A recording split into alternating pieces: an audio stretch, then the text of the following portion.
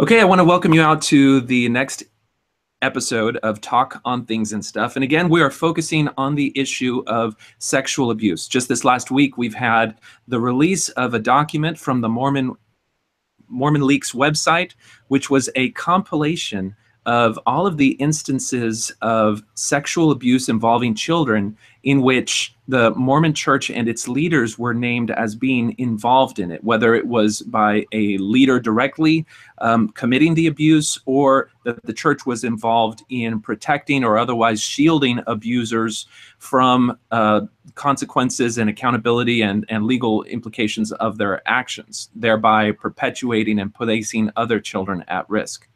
So recently we had a conversation with the founder of Mormon Leaks where we discussed where that document came from and the type of changes we hope to see from it. But what I'd like to do today is to talk a little bit about the experience that other religions have had with dealing with these issues. And one of the most visible and the most recent is the Jehovah's Witnesses, who have recently undergone a government inquiry in Australia, which really uncovered the extent of the abuse and the types of institutional policies which have facilitated and perpetuated that type of abuse. And if you're familiar with activism in the realm of former Jehovah's Witnesses, then the name of John Cedars, aka Lloyd Evans, will probably be familiar to you. And that is who we're going to be speaking with today. Lloyd Evans is a former Jehovah's Witness who's been very active in of that faith, come to a better knowledge of the history and the issues, the internal conflicts, as well as ongoing activism for issues such as sexual abuse. And Lloyd, how are you doing today? I'm doing well, thank you. It's a pleasure to join you. So thanks for having me. Well, I want you to know that when this document hit, the first thing I thought of was your work, because you put together a fantastic documentary that really covered from start to finish the depth of the issue of sexual abuse in Jehovah's Witnesses. And I'd like to kind of get your take on how that issue has evolved in your faith. When did you first become aware of the extent of this problem? Like, when did it hit your radar?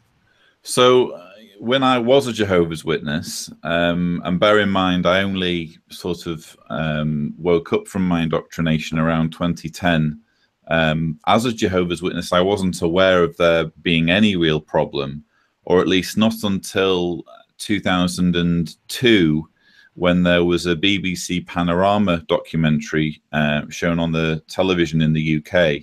Incidentally, in the same year, there was a similar documentary in the United States on Dateline, basically bringing to light the problem of child abuse mishandling among Jehovah's Witnesses. And at the time, I was a Jehovah's Witness when the documentary came out. So I was able to kind of rationalize and think, oh, well, there's bound to be a few bad apples in every religion.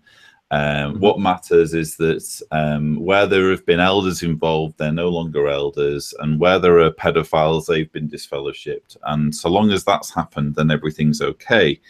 Did you have the same feeling I did? Like when we saw the problem in the Catholic Church, I felt like, oh, well, that's, the Catholics, they have that celibacy thing, and, they're kind of degenerate anyway. They don't have the truth. As Mormons, we have the truth. Our leaders are really moral people. They have the spirit, and so that's not going to be a problem in the Mormon Church. Did you feel that same way in Jehovah's Witnesses? Yeah, you obviously trust your own religion, and you assume the very best of people who share your faith. It's just only natural. But it was only when I, again, woke up around 2010, 2011, that I was willing to, examine my beliefs objectively, and thought, well, let's take a look at what was being said about child abuse. And oh my word, I had absolutely no idea how widespread it was. And basically, to put this in context, some of your viewers might be thinking, well, why now? Why all of a sudden? If it's such a big problem, why haven't we been hearing about it going back decades and decades? And one point I try to make in my documentary, which is called Jehovah's Witnesses and Child Abuse, Is There a Problem?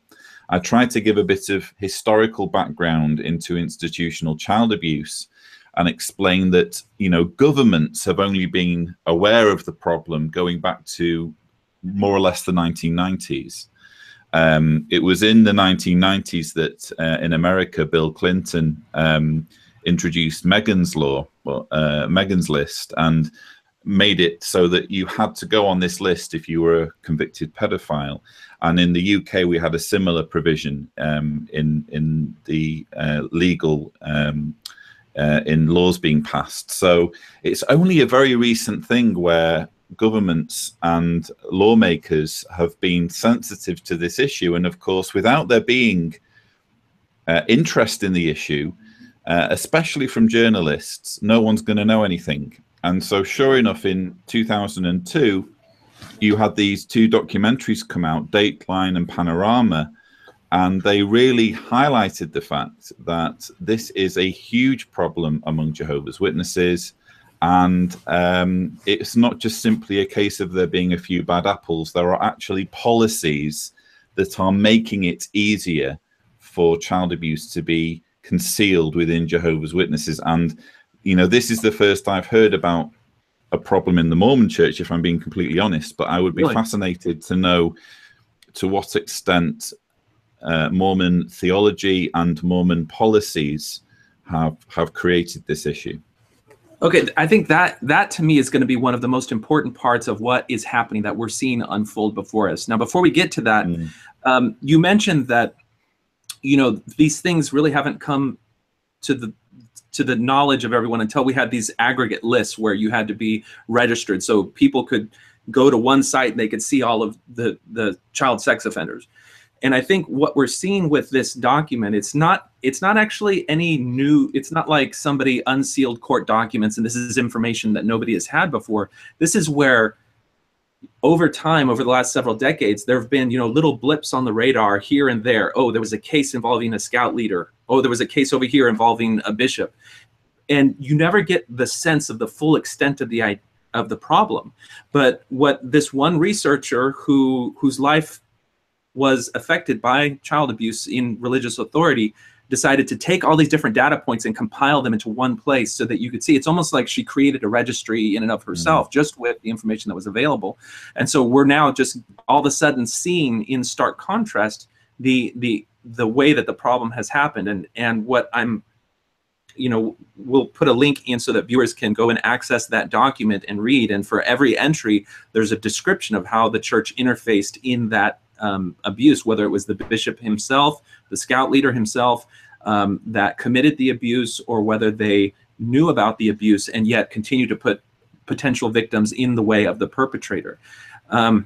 With all of that as the background now, I think doing exactly what you mentioned, which is now let's look at the doctrine, let's look at the policies and see which things are actually facilitating abusers and perpetrators to have access and to commit these abuses. Can you tell me some of, as the Jehovah's Witnesses have dealt with this issue, what are some of the policies and doctrines that they've had to step back and say, well, wait a second, this is actually creating a problem or facilitating the problem? Yeah, so there's lots of documents. I mean, when you have a high control cult, what you find is that every aspect of life is micromanaged. And if you can think of an area in which church elders or church leaders might want to be interested in what's happening, you name it, there's a rule for it in Jehovah's Witnesses. So elders have a textbook called Shepherd the Flock of God. It's actually only dates back to 2010, which again is the year that I woke up. Before that, it had a different title. It was called Pay Attention to Yourselves and to the Flock, I think it was called. But anyway, the Shepherd the Flock of God book is basically a rule book, and it touches on child abuse. And one of the most astounding things I discovered when I was first looking into this was a section on what's known as the two-witness rule. And it actually says in black and white that, and it specifically mentions child abuse, so they have this in mind as well when they say it. They basically say that if two witnesses can't be found to an accusation, and the one accused is unwilling to admit to it, then elders should leave matters in Jehovah's hands. I'm paraphrasing most of it, but those final few words are almost verbatim. And what that means is that they should bury the matter or not do anything with it or treat it as though it hasn't happened. Unless there are two witnesses. And of course, with child abuse, there are never witnesses. It always happens without witnesses. And so it's not just the Shepherd Book, though. You also have, supplementary to the Shepherd Book, you have what we call BOE letters. And BOE stands for Body of Elders. Elders means something slightly different among Jehovah's Witnesses than Mormons. Yeah. Obviously, with Mormons, almost anyone, provided they're male, maybe female, I don't know, but lots of people are elders. Yeah. So all of our 20-year-old missionaries we call elder. Precisely, but it's a bit harder to be an elder when you're a Jehovah's Witness. You have to jump through a few more hoops. But basically, it's the elders that run the congregation. And typically, in a congregation of maybe 100 Jehovah's Witnesses, you might only have maybe 7, 8, or 9 elders. And so these letters, these BOE letters, go out and tell them how to deal with things. And when you read the letters are even more damaging, because they're saying things like, be careful with what information you give to the secular authorities if they come sniffing around. There is a time to keep silent. There is a time to withhold information. It cannot, one letter that was printed in 2012 said, it cannot be said in all instances that one who has sexually molested a child does not qualify for privileges in the congregation. Oh my goodness. There was some really, I mention it all in my documentary, but there was some really damaging stuff that came out in those letters. And you mentioned before about the Australian Royal Commission. As you can imagine, when the Royal Commission into Institutional Responses to Child Sexual Abuse looked into Jehovah's Witnesses in 2015 under Case Study 29, they were obviously very interested in the documents. The documents tell the story. And what they found was completely damning. Not only were the sorry, go on. Who introduced those documents to the commission? Like, was there an internal leak, or how did that come to their knowledge? Was it the result of a case that happened, hit the courts? That's a very good question. So I think some of the documents were basically subpoenaed by the commission. So Watchtower had no choice but to turn them over. And how did the commission know to ask about this issue for the Jehovah's Witnesses? That's above my knowledge. But really, what's interesting is that they were able to get records from Watchtower in Australia indicating, going all the way back to 1950, indicating that there had been 1,006 pedophiles that Watchtower had been made aware of, going all the way back to 1950, and not a single one of them had been reported to the authorities. And that paints a very sobering picture if you extrapolate those figures for countries like America and the United States. Not only that, but if you extrapolate that only a small percentage of abuse actually gets discovered or reported. Yeah.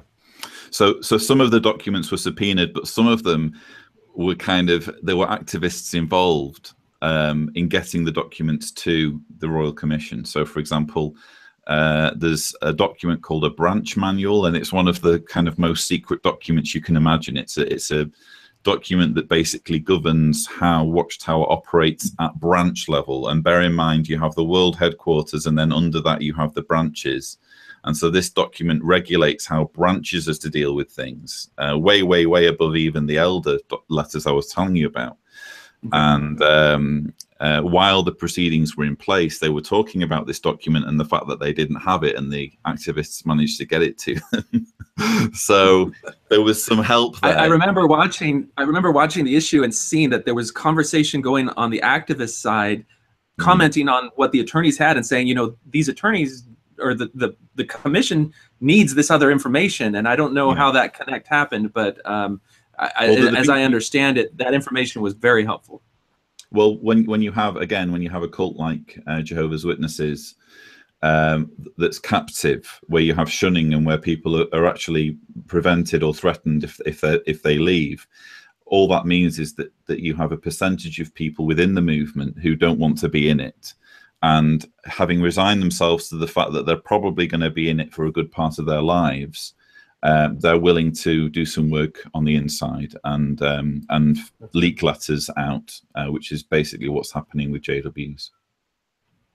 No, that's good. We're trying to get and take advantage of those type of pressures with websites such as Mormon Leaks, that anyone can go, and they use the same technology that WikiLeaks uses to protect their sources and allow people to try to bring information out without facing the consequences that high control groups have, just in terms of shunning and losing employment and stuff like that in Mormonism.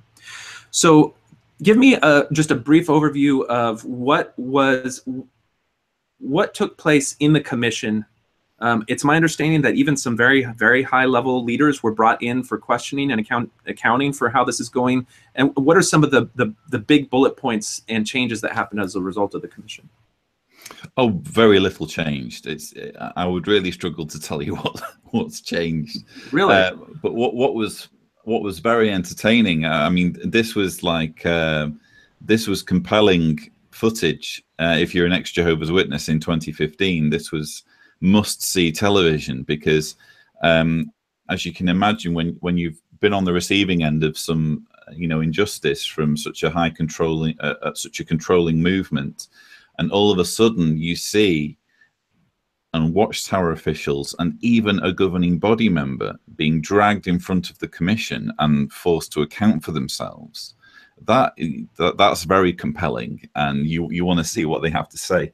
And what was interesting was that the case study went on for, I think, a couple of weeks, and during the first week they were talking about the fact that I think it was the first week, they were saying about the fact that one of the governing body members just happened to be in Australia while the commission was going on, because he is Australian. His name's Jeffrey Jackson, and he was in Australia caring for his father, who was ill. And there was talk in the commission of saying, well, if he's in Australia, why can't he come, and this is a serious matter that needs his attention. Yeah. And the watchtower officials and lawyers who were there were absolutely squirming and saying more or less anything they could think of to throw the commission off the scent. To give you one example, they said, oh, he is a governing body member, but his knowledge about this issue is limited because he's just in translation. So they gave the impression that he was just a translator. Oh my goodness. While it's true that Jeffrey Jackson has done work on translation, that doesn't mean that that's all he knows about, because he's a governing body member and he's part of the system. So they literally did everything they could. And what was fascinating was the more they lied, the more the commission kind of saw through it. And long story short, for my viewers, the governing body is basically the equivalent in Mormonism of the Quorum of the 12 Apostles and the First Presidency. It's the highest level of leadership in the Jehovah's Witnesses, who I understand the idea is that they are in regular communication with Jehovah, or it's implied that that's the case. Correct. If you could kind of bundle the president and the quorum together into one, you'd have the governing body, and they consider themselves to be guided by the Holy Spirit. So if they decide on something, then it's it's basically what Jehovah's saying. So to see a governing body member testifying was more than many of us could imagine. And what was fascinating, and I'm interested to see how this works out with Mormonism, was that there were some quite important findings made by the commission. One finding was that the two-witness rule was basically unbiblical. They actually found a biblical precedent for saying that, you can't apply this to child abuse. They found a scripture. Wait, you had government attorneys schooling the governing body member on biblical contradictions in their policies? It was hilarious to see it, yeah. So that they found a scripture, I think in Deuteronomy, which gave an example of a rape taking place in a field. So a man rapes a girl in a field, and he still is to be stoned to death, even though there's no witnesses. So they quite clear that the attorney, whose name was Angus Stewart, who, by the way, is a mythical hero for ex-JWs, he very cleverly said, well, if this applies to rape, why can't it apply to child abuse? So you have a a precedent already there in the scriptures. And the governing body member said something like, I don't know the answer to that question. I'd like to ask Jesus that question myself. He actually said that in the commission. And what's hilarious is that 2 weeks after appearing before the commission, he sent in a document to the Australian Royal Commission, more or less saying, never mind, I've figured it out, and giving this convoluted excuse as to why it didn't apply. And I won't bore you with it because it made absolutely no sense whatsoever. But what's fascinating is that he went from saying, oh, I'd like to ask Jesus that, to the way I put it in my book, I say in record time, new light had been furnished, and he had an answer to something. But what's interesting, going back to what I was saying, is that the Royal Commission identified the two-witness rule as being extremely damaging. They identified shunning as being extremely damaging because they quite rightly said you can't have a situation where child abuse victims become so upset with the organization and the way their situation has been handled that they feel they need to leave. And because they make that decision, you force their families not to speak to them. That's entirely unacceptable. Yeah. So they drew that conclusion. And another conclusion they drew was that it's unacceptable to have accusations of child sex abuse dealt with purely by men, so that you have a scenario where women have to go and deal purely with a group of men to investigate her case. They said, why aren't women involved in that? Yeah. So a number of very, very reasonable suggestions. And to each one of those, Watchtower essentially came back and said, that's not something we can change. You're kidding. We're not going to do anything about that. There's been no changes at all to policy, to procedure, to anything? There was a letter that came out a year after the first case study, and there were some very subtle changes that, again, I've documented in my book. I'm trying to think of an example. They've come up with some. Oh yeah, one of the best things that they've done, if I'm going to be positive, is that they have made it far more difficult for elders to be appointed to positions of trust, for Jehovah's Witnesses to be appointed to positions of trust if they are known as pedophiles. And so they've since the commission, they've released a letter dated August 1st, 2016, where they've reversed their policy. The one I told you about earlier, where they said, we can't guarantee that you're not going to be allowed to be an elder. They've reversed that a little bit. I still feel they could be far more robust in their language. And one thing that's very interesting when you're reading the letter, it's dated August 1st, 2016. And by the way, I'm sure you could Google it and download a PDF of it quite easily. What's interesting when you're reading the letter is that you notice that it's written almost with the Royal Commission in mind. So they're now writing their letters almost anticipating that it's going to have to be read out in a future commission.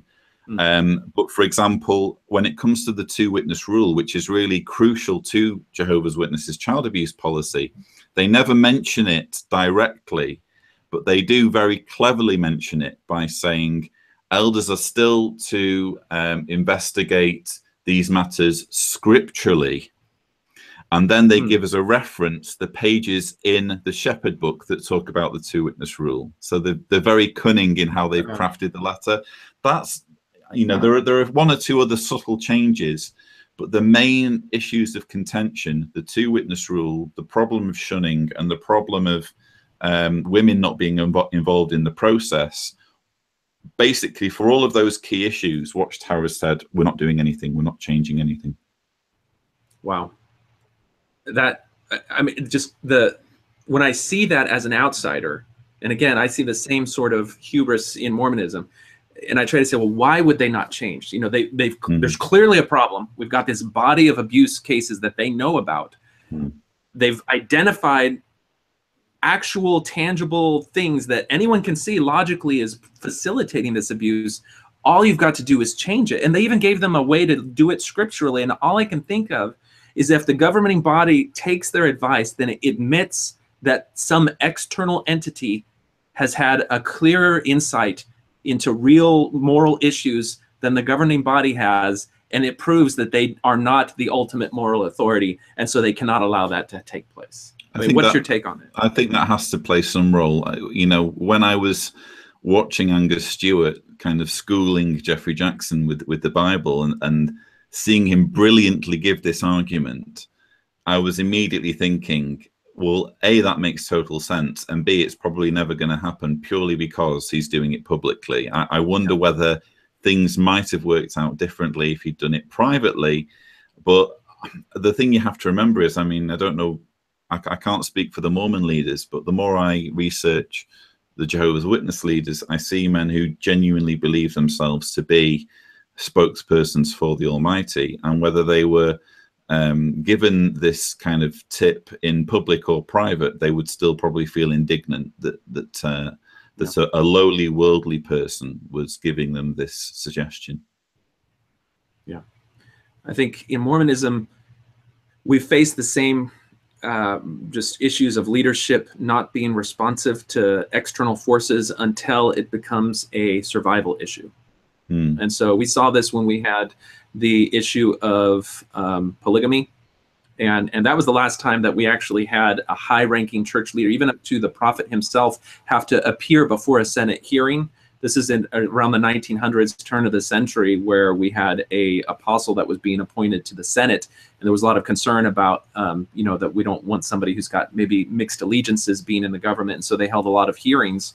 And you know, if that were to happen again today over this issue or another issue, you know, you can go back and look at the things that were said, and they're called the Reed-Smoot hearings. And you had a prophet admitting things like, you know, yeah, I've been the prophet for several years now, but I haven't had any revelations in that time frame.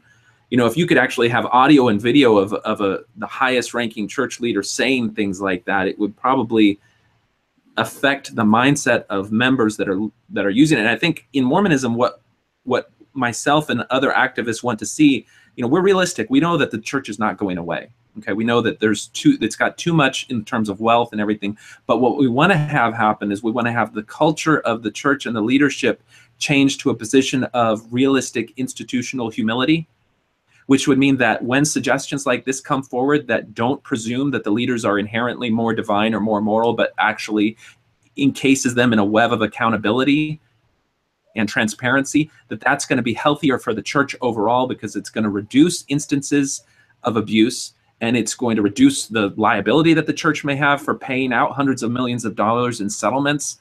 It's going to just be better all around. And so we're hoping for that type of improvement to happen. And I have to say, I'm disappointed that I thought at least the 2-witness rule would have been softened somehow. I'm disappointed to hear that those changes didn't come to fruition yet. In the Jehovah's Witnesses. I am too, but I think with Jehovah's Witnesses, it's becoming so well known now, the problem, and there's so many. It's not just the Royal Commission. You have lots of lawsuits happening, and this is one thing I wanted to say about your situation with the list being published. I really wouldn't be surprised if things start to snowball from here, because that's how it worked with us. I mean, we had a high-profile lawsuit in 2012 where Watchtower lost a judgment. It was the Candace Conti lawsuit, and that was basically the first time in Watchtower's history since I think 1939 that they'd lost a court case, and so it was a big deal in the XJW community. And what of course happened was that other victims other than Candace Conti felt emboldened to come forward and hire lawyers and pursue justice for themselves. So I'm fascinated to see from here on in what the ramifications of this list being published are, because, and this is one area that I'm a little bit confused by, maybe you can clear things up for me, but it sounds as though the model that's being pursued here with Mormonism is quite similar to what was discovered in the Catholic Church, with the onus being on the hierarchy themselves and how the hierarchy gets moved around. Well, I think it's a little bit different, just in terms of what is the root of the problem, and what level of upper level involvement in there, and that's where we're still in the dark. Yeah. I think this list is giving us a sense that there have been not just a very few number of cases that actually have come to the forefront and even found their day in court. And usually that's going to be resolved by a settlement, which also includes sealing the court documents, which means that the people involved can no longer talk about it. And so it kind of gets shut off from the public discourse. And so those things, when the church gets involved, the highest levels of church involvement will mean that the church legal department, it's a law firm called Curtin McConkie, which has an arm devoted to dealing with sexual abuse cases, is involved. And that means that sacred tithing funds get diverted into these settlements. And so that's something that we believe that the membership should be entitled to know. We think that we should know, if you're paying out $500 million a year or a certain amount over a period of time in cases, you don't have to give us the details of the case, but let us know how much money is going to settlement, because that's at least one objective standard that we can use to say how pervasive this problem is. And, you know, the number of cases, the geographic regions where the cases are, all these are data points that can help inform members, which can help hopefully drive change. And because the church has zero financial accountability, they don't report any of these digits to any members, then we are completely blind as to the extent of the problem. And I think if you watch the movie Spotlight and you see how, just you as a viewer as well as the investigators involved, they start out with just this idea that maybe it's a limited thing, that they don't understand the extent to which the problem exists as an institutional problem. And that's where having conversations like this, you know, really getting this issue out visibly, and as you mentioned, getting more people to be emboldened to come forward and to say what has happened. You know, we're already getting comments on the posts about these types of interviews, this original posting of people saying, you know, I have had this affect my life and I want to share my story. So hopefully this will snowball, as you mentioned. Well, just to clarify, though, I agree. I hope it does snowball. But just to clarify what I was saying, I'm sometimes asked what the difference is between the Catholic Church scandal and the Jehovah's Witness scandal. And the main difference is that, as far as I can tell, with the Catholic Church, you have a hierarchy of priests and deacons. And when the Catholic Church becomes aware of one of these priests molesting children, they cover up the crime and they move them on to another church. That's not quite the concern with Jehovah's Witnesses. The concern is that when anybody gets reported as a pedophile, so not just elders, not just deacons, but actual everyday Jehovah's Witnesses who go to the congregations, if just a normal rank and file Jehovah's Witness gets revealed to be a pedophile, the judicial process that elders are required to follow results in many cases, their crimes being covered up. So it's a different, you know, kind of problem, the Jehovah's Witness problem and the Catholic problem. So I'm interested in seeing where the Mormon problem sits, because I can imagine it being a similar situation where, you know, if there is an accusation of pedophilia in a Mormon temple or in a Mormon congregation, how is that dealt with when they go to their superiors? Right. And I think you'll find that it's different. It's probably going to be closer to the Jehovah's Witnesses. As you scroll through just these case reports, you can see that there are instances, because in Mormonism, you don't have a professional clergy or a dedicated clergy that you can move around. No. You're calling leaders from among the congregation and giving them this authority to you know, take confession and things like that. Precisely. And leaders who aren't professionally qualified to investigate child abuse. Absolutely not. They get minimal training. They have no idea about the ethics. You know, they get a handbook very similar to the handbooks that you described. And for the issue of sexual abuse, it basically says, if anything comes to your knowledge, call this phone number. And under that heading, it says, you know, our goals are to protect the good name and reputation of the church. Well, that's more or less exactly how it is with Jehovah. That's almost exactly the same. It's like you're prioritizing the reputation of the church over the interest in protecting potential victims, and that is a problem at the root of this. But the way that we see that happening is, I think, the same sort of thing where you'll have allegations made to church leaders from victims, and maybe those allegations aren't taken seriously. They're not investigated. They're brushed away. They interview the potential perpetrator, and then they dismiss the charges without actually saying, okay, well, an allegation has been made. I'm not qualified to investigate it. I just need to take that allegation straight to the law enforcement agencies and let people who actually investigate these things that carry the force of law get involved. And recuse myself from that process, and only basically be able to support that in the interest of the victims only.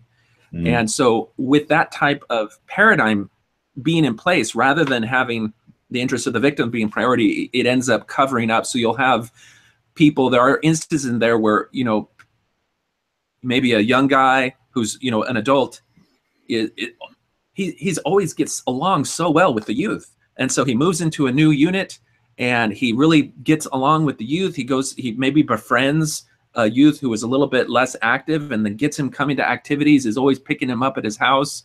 And people see him and they're like, oh, wow, it's so great that somebody's taking an interest in this wayward youth and bringing him back to activity. And then later it's discovered that that was grooming for sexual abuse, and that he moved into this unit because he had been grooming someone in another unit and had gotten discovered.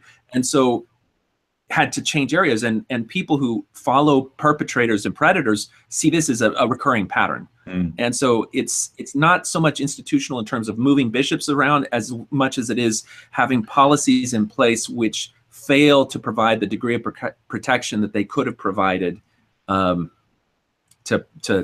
keep the interests of victims at hand. Yeah, I would be very interested to see where this goes, because it wouldn't surprise me if it turns out to be a bigger problem than just the leaders and just what the leaders have been up to. It wouldn't surprise me if it's basically involving the whole kind of chain of command, the whole hierarchy. Because in Australia, for example, when they were doing the Australian Royal Commission, one of the cases that they based their findings on was of a victim who her father groomed her as a teenager, and also sexually molested her younger sisters. And when his abuse was revealed to the elders in the congregation, they were actually more concerned about a case of marital infidelity involving this man than they were about the child abuse, to the extent where the child molestation ended up getting completely buried, and they just disfellowshipped him on grounds of adultery. So I'm interested in seeing where this goes with actually the rank and file Mormons and how they are dealt with. Yeah, you know, we've talked about some of the policy issues, but I think another issue that I would like to see this be brought to the mind of believing members and former members is that there are doctrinal aspects of Mormonism which also facilitate abuse. I don't know how you guys view your leaders, but in Mormonism, anytime one of the congregation is called to a position of authority, the idea is that God himself inspired the next level up in the hierarchy to call that person. And so when we have a youth leader called, when we have a bishop called, the idea is that God called him to that position, and they are a priesthood holder. And so God knows everybody's heart and mind. So God would not call this man to be a bishop if he was a sexual predator. And so there's this implicit degree of trust that is given to these leaders that is soundly held by the doctrine. We have in our scriptures the idea that there's a foreordination to certain church leader positions that goes down to the bishop level, where they were among the more noble spirits in the premortal existence. And so it is by nature of who they are that they're given these leadership levels. And that creates a problem because people are hesitant to question. They're hesitant to want to have protective policies in place. And the most visible example is we have regular worthiness interviews that we subject our youth to. And it starts at 8 years old when they go to be baptized. And at 8 years old, we have bishops interrogating in a closed room, one-on-one, 8-year-olds about masturbation practices. That's a recipe for disaster. Exactly. And then the implicit trust that's here, we just want members to say there will be no one-on-one interviews. Anytime you're talking to my child, I will be present.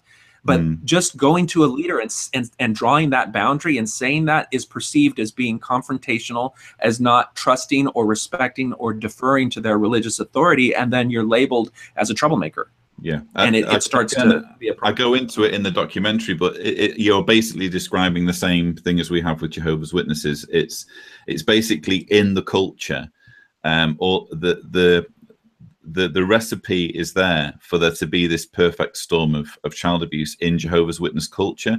So you have a culture of confidentiality, where if a matter isn't established first judicially, then it's not to be talked about, and you shouldn't bring Jehovah's name into reproach.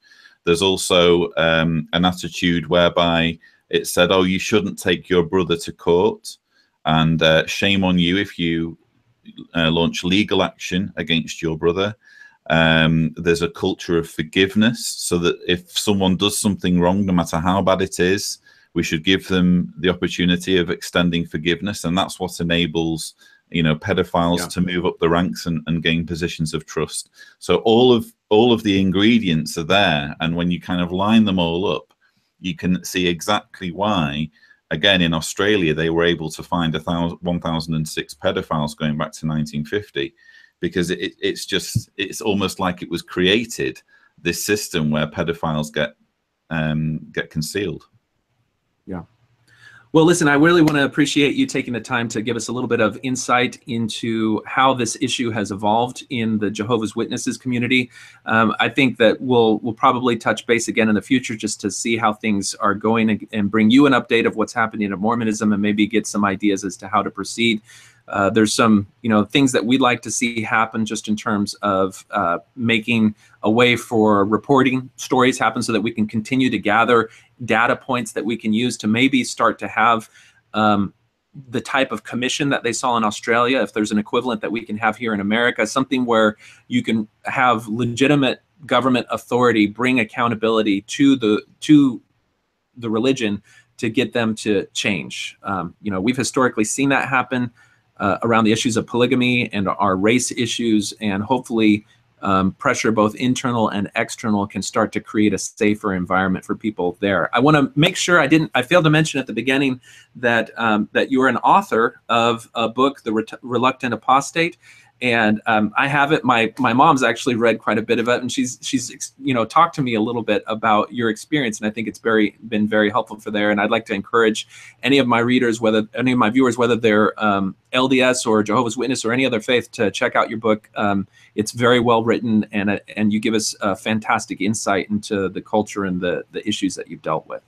Thank you. There is a chapter in there as well about child abuse. So I've just tried to put everything in one resource as much as possible. But I definitely am thrilled that you're doing this, that you're jumping on this issue. It's a very important issue, because this isn't a case of trying to sensationalize things and trying to capitalize on mistakes, however serious or however trivial they may be. This is a case of children being at risk.